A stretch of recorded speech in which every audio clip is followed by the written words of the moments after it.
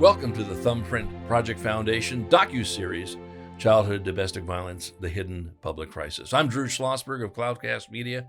Thrilled to have in the studio with us today Kristen Gaspar. She is the Supervisor, San Diego County District 3, and joined by a colleague of hers, Charisma de los Reyes. She is a project specialist for the San Diego County Office of Education. So thank you so much for coming on the show. Thanks, Drew. So, Kristen, listen, first of all, thank you so much for your public service, Encinitas Mayor and now County Supervisor, and who knows where it lends up somewhere down the road, but really appreciate your public service. Talk about your background. Well, thank you. Not a lot of people want to sign up to be a politician these days. Several years back, when I was growing a small business and a family, I started seeing a disconnect between local leadership. Not a lot of people wanted to raise their hand in the thick of life and run for city council. And so I was on this quest to find that person to represent our families and our small businesses. And then I made the mistake of looking in the mirror one day and thinking, I'm out of excuses. I'm out of my search here. And so I packed my kids up in a red flyer wagon. I had my 8-week-old strapped in one of the baby carriers and just started walking door to door and meeting people in my community and really listening to the concerns, challenges, and things that they loved about Encinitas. So no looking back from there. It's a busy job, still involved in our small business. And now with teenagers at home, wow, it's a lot to take in. Right, and the fact you are standing and you look terrific on this, and your husband is helping out. Everyone is a whole family affair. Listen, that nothing more important than public service, and we really appreciate that. Thank you so much. I'm so pleased to be there. It is a blessing, even in really challenging times. Yeah, absolutely. And Charisma, you are a veteran of 7 months of the San Diego County Office of Education, but certainly no stranger to this field. Talk about that. Yes, and so I'm a project specialist, and I have the opportunity to do a lot of research, implement best practices, and get to support the 42 school districts in our county. Right. And of course, much has been written about with COVID, of course, in this space, childhood domestic violence.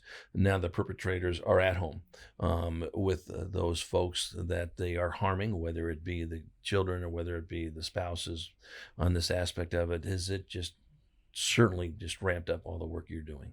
Well, it certainly has changed the way we approach our work. Right. And so we've really had to quickly adapt to the circumstances and really understanding what the needs are of our students and their families in this time of sheltering in place. Right. Talk about, how that a lot of people look at this as childhood domestic violence or just domestic violence in general is physical. And certainly there is that part of it, which is horrible. But there's also a mental part of it too, isn't it? Absolutely. The emotional abuse that can happen to when a child is exposed to domestic violence in the home can really impact a child's overall well-being. But, we see it in schools where they may have poor academic performance, more missed days at school. Cognitively, they're not able to concentrate, or they may act out in other ways, which may mean, discipline and things of that nature. Right. Kristen, you've always been a champion of children, of course, in schools and so forth, and supporting those organizations that are in that space as well. Talk about your neighborhood reinvestment program and what you've done with the Thumbprint Project Foundation. Sure. Well, it started with the Live Well San Diego vision. In 2010, the Board of Supervisors said, hey, we're not going to be able to solve society's major challenges alone as government. And it's up to us to identify local organizations, local nonprofits that are doing tremendous work. And maybe there's a way that we can invest resources into those organizations to build their capacity to allow them to better serve our community or to serve more people in the community. And we've done just that. So the Neighborhood Reinvestment Grant Program has afforded us the opportunity to really invest in organizations on the local level that are just doing fantastic work. Yeah, and you've also been a champion and very important for at-risk kids. And we know that they're even more vulnerable with COVID, food insecurity. Certainly, and they're not with their friends anymore and all that business. Talk about the laser beamed approach with at-risk kids. Well, I'm really worried about our kids. So many out of sight and Right. out of mind without champions in the community for them at this time. Prior to this pandemic, we had 450,000 San Diegans that were food insecure. At this point in time, that number has ballooned to 900,000 people in San Diego that don't even know where their next meal came from. And a lot of our programs were serving these kids within the schools. They were receiving healthy meals while they were at school. They were going home with backpacks full of food to get through the weekend. And when school was out, we had to think of more creative ways. So I do want to give a shout out to local organizations doing fantastic work, one of which is the San Diego Food Bank. They're finding ways so that no child, no family, no resident in San Diego is hungry. But identifying these families is still problematic, especially when people are asked to stay home right now. Well, it's interesting because, again, I think a lot of people don't realize, we were chatting about this before too, that how many kids are out there that have never been told I love you, have never been hugged, go support these kids. They just haven't had that. And, food insecurity is unfathomable to a lot of us who that's never been an issue. And it's an issue with 900,000 folks out of 3.3 million. That is an absolute big number. How do you folks deal with that at the county? So the Board of Education and our county school superintendent, Dr. Gothold, their focus really is child and student centered. And so, our students, it really requires, as you had mentioned, this laser focus on understanding their individual needs. And so some of the goals of the board is that, we're ensuring educational opportunities, which also includes educational opportunities, which also include the social and emotional well-being, as well as leadership and modeling innovation. And so with the onset of COVID, our approach has really had to change from being physically in the classroom to now being virtual. And so we've had to change a lot of our trainings, update them, quickly adapt them to how do we continue to keep our students safe and thriving. Right. Talk about trauma-informed practices. So practicing from a trauma-informed lens really is about understanding the prevalence of trauma. It's widespread. And now in the time of COVID, we are all having this shared experience of trauma, if you will, at some level. And so it's important for us as educators in the school community to understand, how does trauma affect our students? How does it affect their learning? What does that mean when there are multiple children in the home, or parents who are now having to be teachers themselves? So what is the impact of that family dynamic? And how do we keep our kids not only academically or intellectually stimulated, but that their social and emotional development is really operating the way that it should be, and even exceeding despite the crisis. Yeah, which we would need to do. And, just meeting those minimal goals is not enough. We need to sit there and raise the bar on this. I know that's really important to you, Kristen. And again, you and your colleagues on the San Diego County supervisors are really focused on this aspect of it. And what other resources do families have? There are resources that are very abundant in the community, but sometimes people have trouble finding those resources. We have a real easy way to connect with resources in San Diego County. It's 211. All you need to do is pick up your phone, call 211. We have wonderful dispatchers within 211 that can address most needs out in our community. And they're fielding thousands of phone calls on almost a daily basis to make sure people are connected to resources. So please share this number with community members. It's not something that's commonly known everywhere in our region, but very important during these times. And of course, we're doing everything that we can as a board to keep up with the growing demand.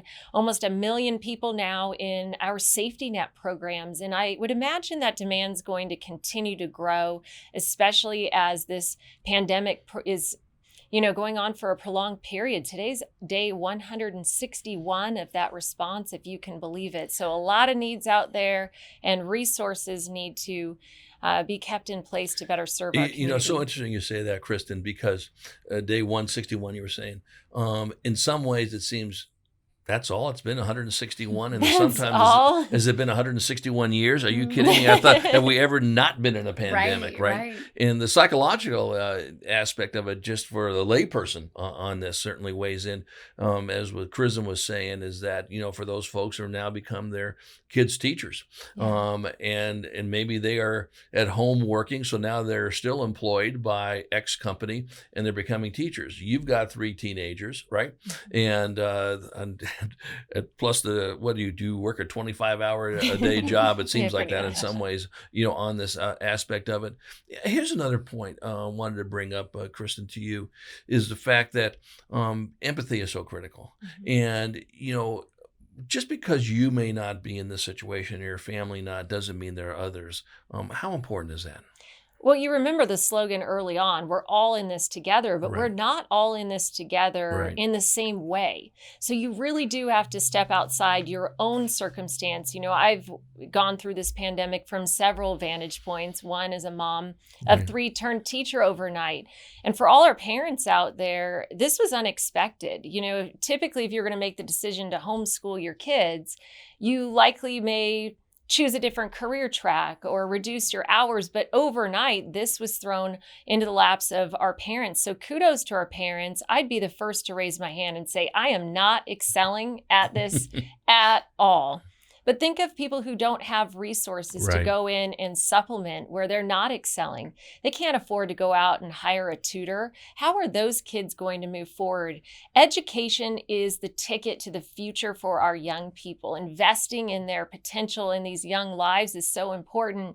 We need to make sure that technology is in the hands of all of our young people, and that our kids stay connected to the internet, for example, during these times too. So that's really important. As a small business owner, I've gone through this. Our workforce is at home right now, for the most part, in San Diego. You look at unemployment in this region. We have twice as many unemployed than in all of the years of the Great Recession. A lot of struggle there because our families don't have the resources that they need, that paycheck coming in that they had pre-pandemic. That's going to create a lot of stress too.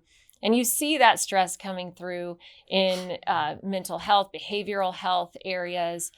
And so we have a lot of challenges. And just keep in mind, not everyone is able to just stay home and that they're in a safe home even. There's no question about that. We're chatting with Kristen Gaspar. She is the San Diego County Supervisor of District 3, joined by her colleague Charisma de los Reyes, a project specialist for the San Diego County Office of Education. I'm Drew Schlossberg from Cloudcast Media, and you're listening to the Thumbprint Project Foundation's docuseries, Childhood Domestic Violence, The Hidden Public Crisis. Kristen, walk me through something when a student opens up to somebody in your world over here. What are the next steps? How do you deal with that? Who do you inform? What other groups do you work with? Right. And so forth. First of all, it's really for a child to even approach a teacher or a school staff, it requires the development of a trusting relationship. And so it's incredible when a child feels safe enough to say something. And disclosures can come in different ways. Sometimes it can be indirect, where the student might be talking about, I was just up really late. I'm sorry if I was dozing off in class. And we might want to wonder, well, what's going on, kiddo? Why the late nights? Or it could be a very direct disclosure where a student shares exactly what is happening in their home. And so teachers and other school staff are mandated reporters, which requires them to contact the local child protection agency and file a report for suspected child abuse and neglect. Kristen, talk about how important empathy is. It sounds so obvious in this, but in this world of childhood domestic violence, it is critical. Everyone's got to know, just because you may not be in this situation, doesn't mean other people aren't. Well, we don't live in this Facebook reality, right? What you see on your Facebook feed, everyone's smiling, happy face, everyone's sitting around playing a Monopoly board game at night. The fact remains that there are a lot of kids in San Diego in very unsafe homes, in very tough conditions, really disconnected from passion and purpose. And it's scary. It's scary, all the kids that are out of sight, out of mind. They used to be front and center, right out there with their teachers and their coaches. And this was really their only break from a tough situation at home. So when you hear we're all in this together, yeah, we're all in this together, but some people are really struggling and they're in unsafe conditions. And it's up to us to identify those situations as members of the community. So keep your eyes and ears open during this time. If you're a coach, maybe reach out to your former kids on your roster or just check in. Encourage your own kids to reach out to their schoolmates, to their friends, and just a simple text, a quick hi would go a long way. You know, that's so true, and it sort of ties into what Charisma was saying as well. It's just really having your antenna up. You really need to sit there and take a look and see, does something look right? Does something feel right? Never hurts to say you're doing a great job or a hug here and there. And again, I think much has been written about how important that is, and that goes a long way when you try to distill some of the childhood domestic violence. You know, another thing I know that you folks are laser beamed on, and you work pretty closely with Summer Stefan and so forth, and that is cybercrime and with social media on this. And for those folks who don't know it, human trafficking is pretty prevalent in this county. Well, our best friend during this pandemic is our technology, that phone in the hand, that iPad, that computer, but it's also a nightmare. Parents need to really be alerted to cyber crimes at this time. When we talk about vulnerable situations, vulnerable kids, these kids are being accessed and their vulnerabilities exploited through technology. So perpetrators are reaching our kids through gaming headsets. They're reaching our kids through their phones, and they're entering them into some pretty dark worlds. We have several hundred cases of South Bay teenagers who have been recruited over gaming headsets. They are now drug mules carrying dangerous fentanyl across the border. Our perpetrators know how to access these kids, and they're starting to access these kids younger and younger. So please, to the extent possible, know who your kids are interacting with online. If you recognize a name on their device that doesn't register with you, you might want to check out that situation. There's also a development of a lot of apps right now that can quickly scan devices and put up red flags for you as a parent, because it's an impossible task to monitor everything that they're doing online. But just as scary are young girls who are being drawn into the dangerous human trafficking world here in San Diego. Hard to imagine. We are number 2 in the country for human trafficking, 12,000 human trafficking victims and survivors right here in San Diego, in beautiful San Diego. This is happening. The average age of these kids, 16 years old. And the perpetrators, they know exactly who to go after, who these vulnerable kids are, and they're doing it every day via technology. Cyber crimes, major issue, not only here in San Diego, but across this country that we need to get a handle on. Yeah, listen, you're so spot on that. And even there's so much of this going on in the middle schools too, as you well know. And want to give a shout out to the San Diego Women's Foundation. They were heavily involved in, one of the themes when they were giving out their grants was on human trafficking. And they hit exactly what you're talking about. So for our listeners on this show here, they should take a look at that foundation as well. And that falls into your world too, does it not? Yes, and the role of education is really crucial. And so we've been working with the district attorney's office, with the human trafficking task force, with some community-based organizations such as Protect Concern International, to develop trainings. Not only to train teachers and school staff about warning signs and things like that, but it's really important that we train students because a lot of times there's the grooming aspect, which they don't even realize through, developmental, normal, if you will, quote unquote, relationships, that they're actually being groomed for something more insidious. And when we think about children who have maybe had traumatic experiences, violence may be normalized in their world. And so if a person is acting, as a bad actor, they don't even pick up on it. There's no cue. They're just like, well, I've kind of been exposed to this a lot of my life, and this isn't anything different. And so, these partnerships are really important. And right now, there's a huge initiative. I think the Assembly bill passed in 2018, which requires training for junior, at least once in junior high and another time in high school. And so the County Office of Ed has really been at the forefront of these efforts even prior to the passing of that bill, because we recognized that it is certainly, human trafficking is a part of the continuum of violence that children can be potentially exposed to. Right. You were talking about it before the show about gender-based violence. Talk about that. One of the concerning, a recent study, I think it was published in 2018, is that it noted that what they found, they weren't only looking at victims. What they found also, the measurements, was that the children are also perpetrating. And so I think even more concerning is that gender roles are different. And in that study, I think it was one of the most comprehensive across the nation, is that girls are actually perpetrating violence more than ever. And so what does that mean then? How do we develop, interventions for girls? How do we use peers, not only caring adults? Because a lot of times young people will share amongst each other. And so as a good friend, as a good peer, a classmate, how do I safely help my friend and hopefully, even protect myself from becoming a first-time victim? So why is that? Why is this number growing with girls? One of the things is that one of the associations was coming from a home where there was domestic violence, because what it has taught, the exposure to violence has taught the child, this is how you resolve issues. Right. And, in one of the most unhealthy and sometimes dangerous ways.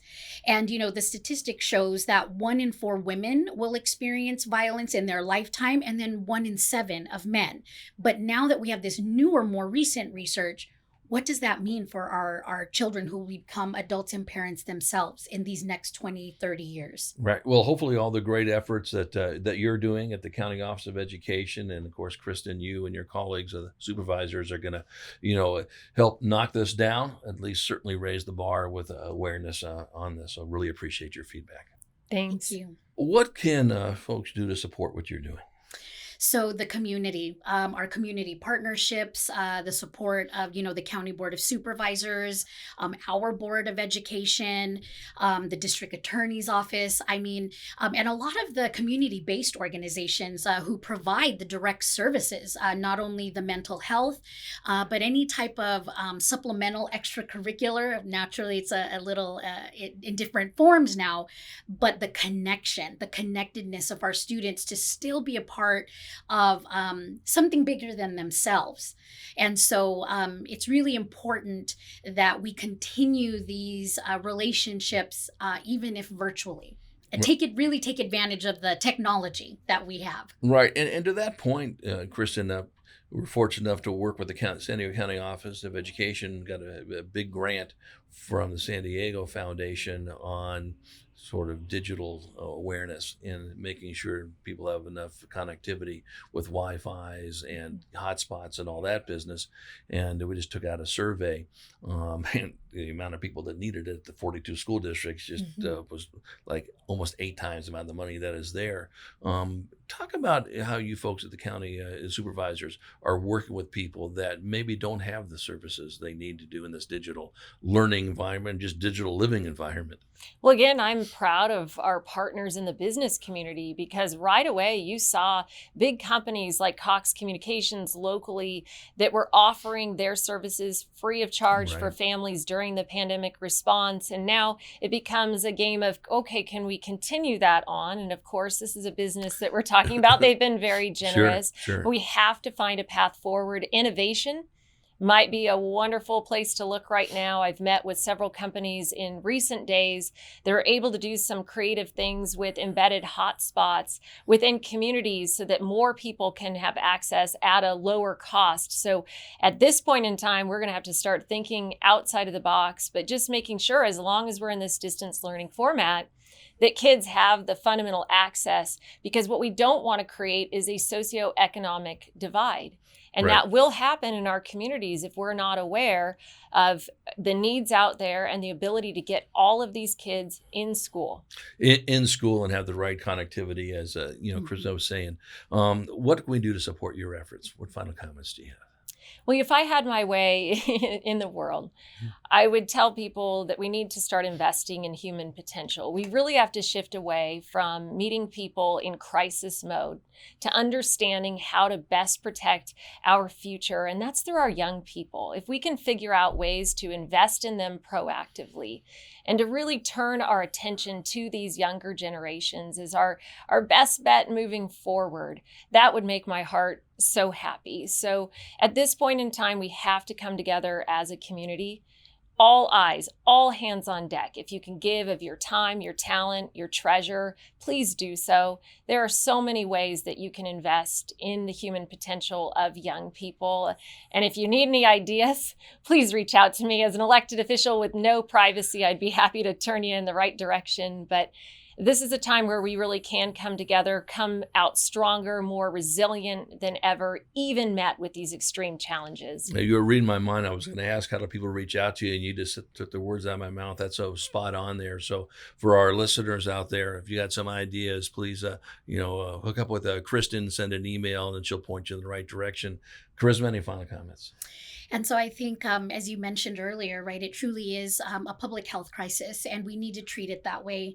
And having been a social worker for child welfare for so long, what really motivated me to go into education was to move upstream.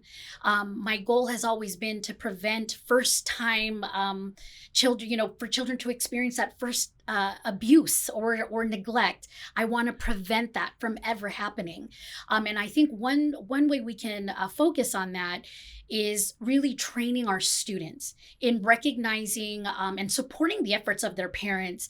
What is a healthy relationship? One thing that is really required is that we look closely more at teen dating violence, which really is this intergenerational cycle, as you've talked about before. Right. And so how do we disrupt these cycles? Well, it's really recognizing what this is, which is family violence. And now I know I have a name to it. I know what it is, what it feels like, what I don't want it to be for me when I grow up or my kids.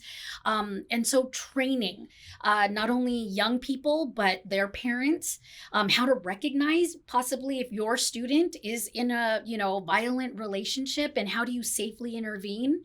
And for teachers and other school folks to be champions, that this is a safe place. You can come to me with anything, even if there's a lot of things going on at home. I can be a part of your safety network, that trusted person where, there's no judgment. I want to support you. I want to help you, and I want to make sure you thrive. Yeah, absolutely well stated. Well, great to meet you, Charisma. Thank De Los you. Reyes, we know we're going to have you back on sooner than later, project specialist for the San Diego County Office of Education, and Supervisor Gaspar. Thank you so much for all you do, all you have done, and all you will do for the citizens of San Diego County. I appreciate that. Thanks, Drew. You bet. I'm Drew Schlossberg, Cloudcast Media, and you've been listening to the Thumbprint Project Foundation's docuseries, Childhood Domestic Violence, The Hidden Public Crisis.